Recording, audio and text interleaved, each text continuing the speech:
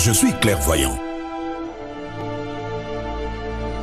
Puisqu'un désastre peut me surprendre, je dois toujours protéger mon patrimoine, mes biens meubles et immeubles,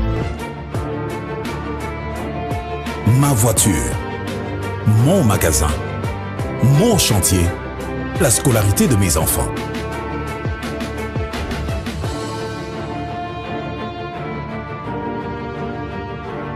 Heureusement, la SONAS a démontré sa capacité à couvrir les risques et à prendre correctement en charge l'assuré, ainsi que toutes les victimes en cas de sinistre.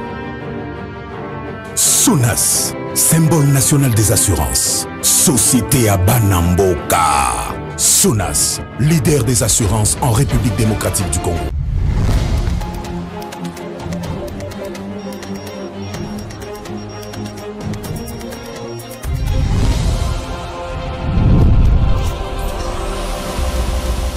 Vous nous suivez de partout à travers le monde. Madame, Messieurs, bienvenue dans cette grande édition du journal sur la télé démocratique.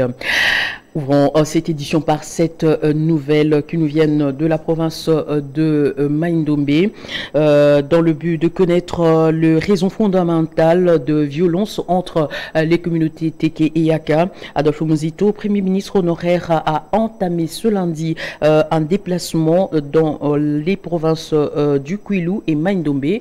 Première étape de sa visite, c'est dans le territoire du Kwamut, dans le Mai-Ndombe. Nous y reviendrons avec force détail dans nos prochaines éditions.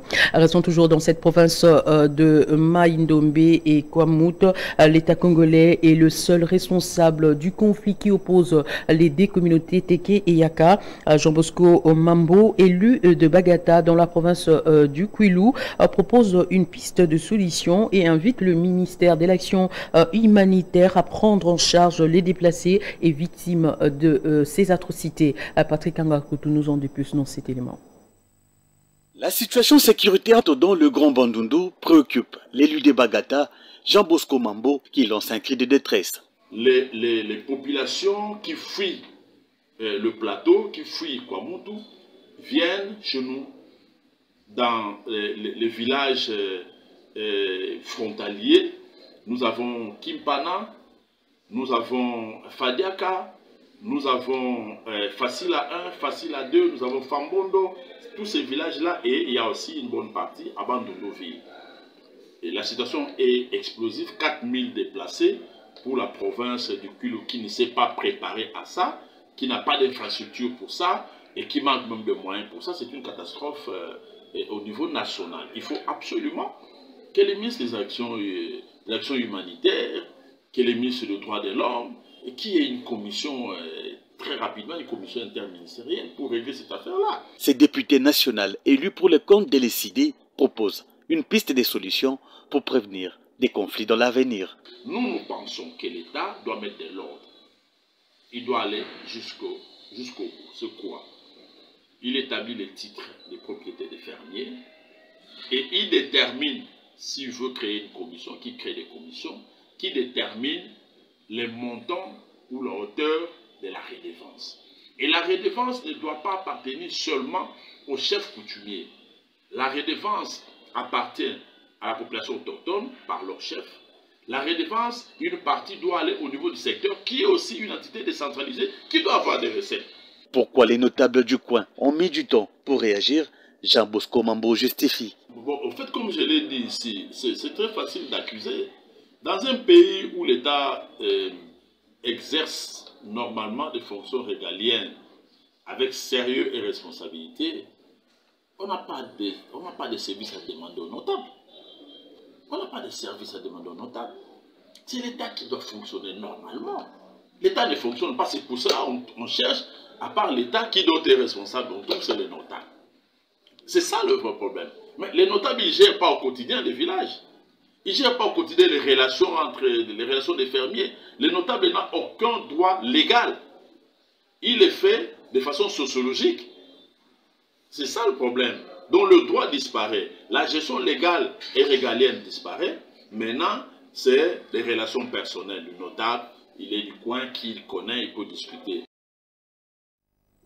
Toujours dans les lots de réaction des atrocités de Kwamouth, cette fois-ci c'est avec le député national Willy Bolio qui monte au créneau pour s'opposer à l'importation de ces atrocités dans le territoire de Bolobo. Ce dernier lance un appel tout azimut à la population du coin à ne pas se laisser manipuler. Des précisions dans cet élément. Le déplacé des Kwamouth qui ont fui leur territoire pour Bolobo veulent se faire justice en cherchant à identifier les non-originaires pour se venger. Les députés nationaux Willy Bolio s'opposent à l'importation des atrocités des Kwamouth dans d'autres territoires. Il ne faudra pas importer les désordres qui se passent ailleurs. Je le dis parce que, principalement, j'apprends qu'à l'Ediba, les gens qui ont fui les atrocités à Kwamouth, qui sont venus en refuge là-bas, commencent à chercher à se faire justice en cherchant les non-originaires de Bolobo pour se venger. Je vous interdis de faire ça sur le territoire de Bolobo. Je demande également aux habitants de la localité de Ndoua, toujours dans le territoire de Bolobo, de mettre de l'eau dans leur vin avec leurs frères de Bokalakala pour qu'il n'y ait pas de bataille autour des champs qu'on est en train de chercher dans les forêts. S'il vous plaît, la paix est tellement importante, il ne faudra pas que nous puissions plonger notre territoire dans les désordres. Bolio déplore la mollesse de l'administrateur du territoire qui ne fait jamais des itinérances. Ce que je dis est une invitation à l'administrateur chef de territoire de Bolobo qui ne fait jamais d'itinérance de se rendre sur les lieux que je viens de citer, à savoir le Diba et puis Ndoua du côté de Bokalakala pour apaiser les esprits et laisser que la paix y règne. J'insiste, il faut que nous préservions notre paix. Cet originaire de Bolobo demande à la population de ne pas se laisser manipuler par qui que ce soit et de ne laisser jamais et de laisser la charge de la sécurité au gouvernement congolais. La crise du carburant qui s'est vue ces derniers temps dans la capitale congolaise n'a pas laissé indifférent le ministre des hydrocarbures qui annonce déjà le retour à la normale de la situation dans le processus de la distribution des carburants à Kinshasa avec aujourd'hui 1300 mètres cubes par jour. Mais sur le terrain, la population vit autre chose. Plus de détails dans cet élément signé Judith Elango. Malgré que la situation d'approvisionnement en carburant semble revenir à la normale à Kinshasa, mais certaines stations-service gardent la mauvaise habitude, situation que déplorent les conducteurs de taxi.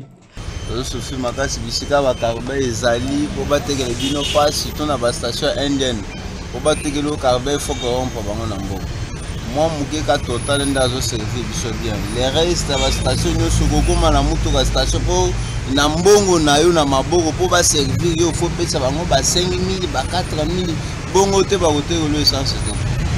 À part total ndé mutu azo servir biso bien. L'usage des bidons à la pompe était interdit pour l'essence. Les concernés invitent l'autorité compétente à mettre fin à cette pratique qui favorise la corruption. Il faut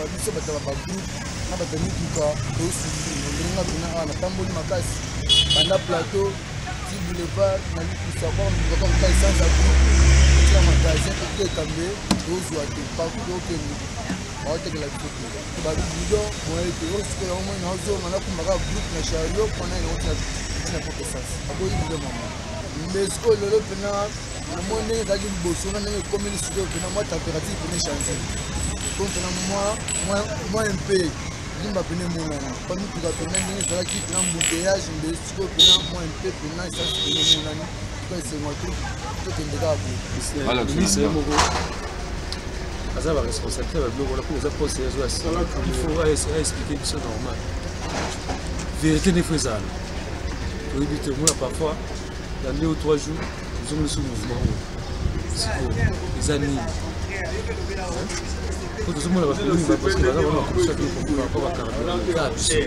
Aux dernières nouvelles, la situation semble revenir à la normale à Kinshasa. L'approvisionnement s'est fait sans accrochage, pas comme c'est fait le cas la semaine passée. La situation sécuritaire à l'est de la RDC préoccupe au plus haut point les politiciens congolais avec l'arrivée de la force régionale dans les deux provinces sous état de siège. Certains Congolais n'admettent pas la présence de l'armée rwandaise dans la délégation de la force régionale. Selon certaines analystes avertis, la RDC et le Rwanda, dont les relations diplomatiques ne semblent pas être au beau fixe, mais pour Emmanuel Kananga, cela n'est pas le cas. Selon lui, ce n'est pas avec un bâton magique qu'on peut rompre les relations diplomatiques entre la capitale, la RDC et le Rwanda. Des précisions avec Judith Elango. Le Rwanda fera partie de la force régionale et va se déployer à l'intérieur de son territoire, le long de la frontière, en guise de sa protection. Maître Emmanuel Kananga de l'Union des défenses de l'Alliance du peuple ne trouve aucun inconvénient. Tous membres de l'organisation doivent se soutenir mutuellement. Donc, c'est là où les Rwandais, aussi étant membres de cette organisation, donc c'est là où il peut aussi être inclus pour assumer la même mission qui est dévolue à l'organisation. Mais du moins, comme il y a des problèmes qui s'opposent entre les Congolais et les Rwandais, ça nous appartient aussi à nous les Congolais de faire des suggestions pour que l'on puisse amener, débarquer même d'autres pays dont les Congolais n'ont pas confiance. Je pense que c'est de cette manière-là que l'organisation fonctionne. Ce membre de l'UDAP est favorable à la rupture diplomatique avec le Rwanda, mais souhaite que cela s'efface à point nommé. Pour rompre toute relation diplomatique, on ne peut pas aller dans la précipitation. Donc, on doit faire une étude approfondie pour que la décision que nous allons prendre soit une décision incontestable. Les développements de l'Afrique partira de l'unité de pays africains. Il est temps que ce dernier se mette ensemble. À toutes nos excuses pour la qualité de ces images. Empêcher Vital Kamerhe de tenir son meeting à l'est de la République démocratique du Congo, c'est refuser la paix en RDC. Tels sont les propos d'Eric Nama, cadre de l'Union pour la nation congolaise, parti cher à Vital Kamerhe, qui condamne avec la dernière énergie le comportement du maire de la ville de Goma, interdisant ainsi le meeting populaire de Vital Kamerhe, qu'il qualifie d'intox. Laurette Mbombangi et Brandon Milalo. Prévu pour ce lundi à Goma, le meeting de Vital Kamerhe, président de l'Union pour la nation congolaise, est avorté sur ordre du maire de la ville. Une décision qui n'enchante pas les militants et cadres de son parti, qui restent confiants quant à la tenue de cette activité qui s'inscrit dans le cadre de sa tournée à Mani. Et ce plan-là, c'est lui, si vous vous souvenez très bien à l'époque de M. Maloupé à son âme, c'est le président Vital Kamerhe qui était le responsable de cette structure-là qui était créée pour le retour de la paix à l'est du pays. Sur ce plan-là, il va le dévoiler à l'est. C'est vrai, il avait déjà présenté les plans pour dire qu'il va descendre à l'est et communiquer avec la population, communier avec cette population qu'il a soutenue pendant son incarcération et puis aussi donner son point de vue ou encore apporter son soutien au FRDC. Empêcher ce meeting, c'est refuser la paix dans la partie est de la République démocratique du Congo, laisse entendre Eric Nama, cadre de l'UNC. Si c'était vrai, on embarque encore un de ces lieutenants qui sont sur le terrain disant que non, lui aussi est contre cette descente-là. Donc vous voyez que ce sont des gens qui cherchent, qui ont peur de l'aigle de Wallonie. Ils ont peur du pacificateur. Vous allez comprendre que de l'aéroport jusqu'en ville, s'il y avait été interdiction, il n'aurait pas eu monté, on n'allait pas monter le podium sous l'encadrement des militaires et des policiers.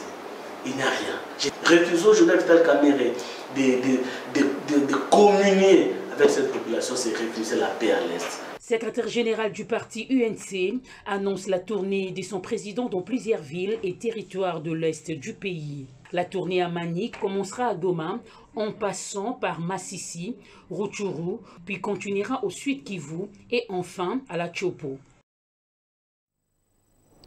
Parlons éducation dans ce journal pour parler cette fois-ci de l'école Ndingambote, école primaire Bolingo, qui a revêtu sa plus belle robe, et cela grâce au président de la fondation Fofchi et vice-président de l'Assemblée provinciale de Kinshasa, le député provincial Francis Chibalabala Mukunai. La cérémonie s'est déroulée, la cérémonie d'inauguration de cette œuvre a eu lieu ce lundi 12 septembre 2022 à Massina Petro-Congo. Galanquier et Brandon Milalo. Située dans la circonscription de la Tchangou, l'école Ndingambote et Bolingo a bénéficié de la bonté d'un fils maison en la personne de Francis Chibalabala Mukunai, élu de ces coins de la ville et vice-président de l'Assemblée provinciale de Kinshasa. Francis Chibalabala, à travers sa fondation Fofchi, a réhabilité et construit de nouvelles salles de classe, des puits perdus, toilettes et bureaux administratifs. Cette même école a eu la dotation en bancs, fourniture de bureaux et matériel didactique. Et cela n'a pas laissé indifférent l'inspecteur provincial de l'EPST, Tchangou, qui a trouvé les mots justes pour qualifier cette action. Du comité provincial de gestion de l'EPST, au nom de toute la communauté de Tchangou et de Massina, nous disons merci à vous, honorables. C'est une occasion pour nous aussi de demander à la communauté, surtout les parents qui auront envoyé les enfants dans cette école, que le vrai remerciement, c'est la façon dont cette école sera protégée. Vous avez, je peux dire, construit cette école. Parce qu'en réalité, rien n'y existait jusqu'à la veille de la rentrée. Mais aujourd'hui, les enfants peuvent se mettre sur des bancs et écrire sans problème. Les enfants peuvent être protégés contre toutes les intempéries. Il n'y aura plus de sortie de classe dès que la pluie s'annonce, comme ça se faisait avant. Maintenant, ils resteront dans leur salle de classe et suivre des cours sans difficulté, sans problème. Tout ça, c'est par rapport à votre grandeur de cœur.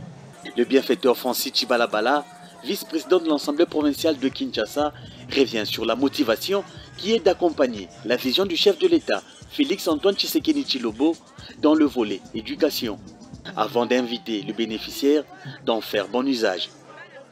Mesdames et messieurs, l'idéal de voir tous les enfants du Congo étudier est le cheval de bataille du président de la République, chef de l'État, Félix-Antoine Tshisekedi Tshilombo, qui ne ménage aucun effort pour soutenir l'enseignement et tout le système éducatif congolais. Je ne pourrais terminer mon propos sans vous inviter à faire bon usage de votre école réhabilitée et qui en ce jour est revêtue de la nouvelle robe. J'invite également les élèves de l'Institut Ndingambote et P1 Bolingo à prendre soin de l'école telle que réhabilitée pour qu'ils puissent étudier dans les conditions idéales.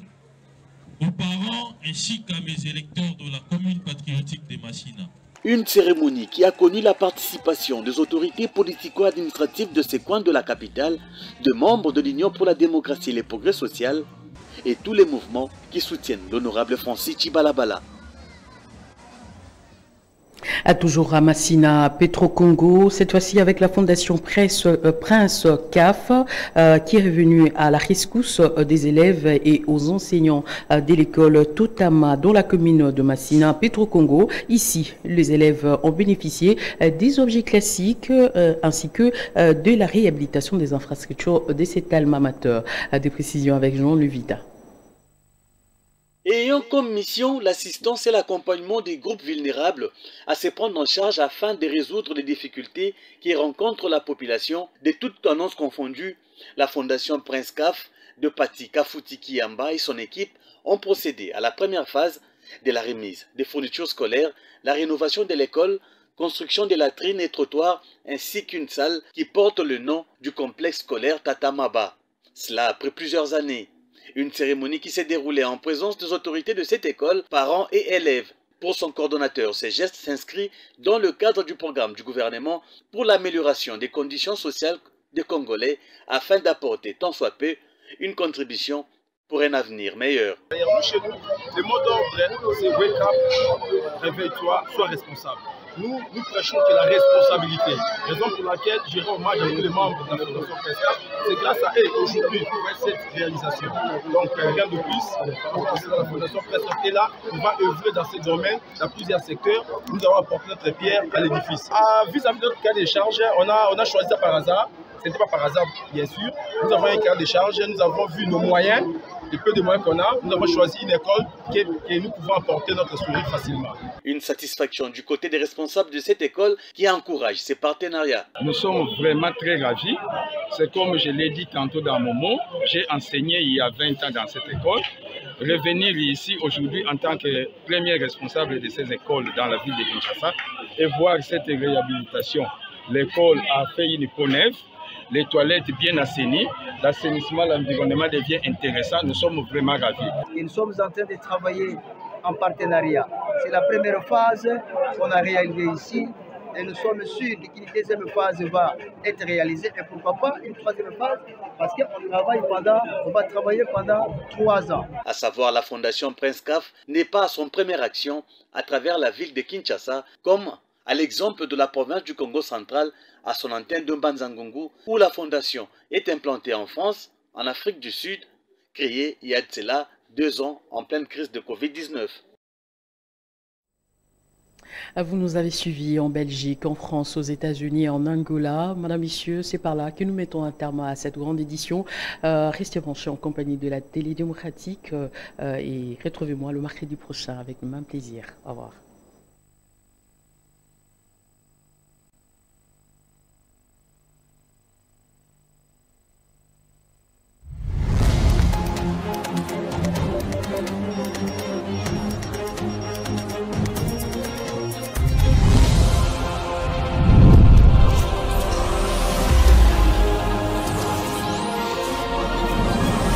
RTS 1, allons plus loin, ensemble.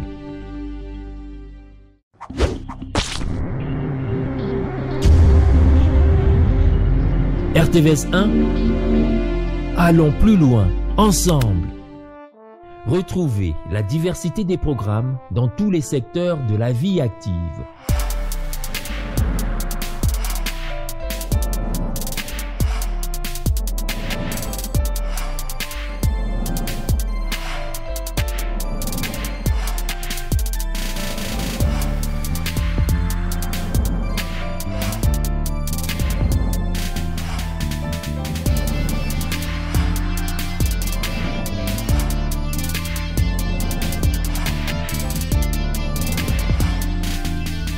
RTVS 1, la télé qui a l'esprit plus large que le petit écran.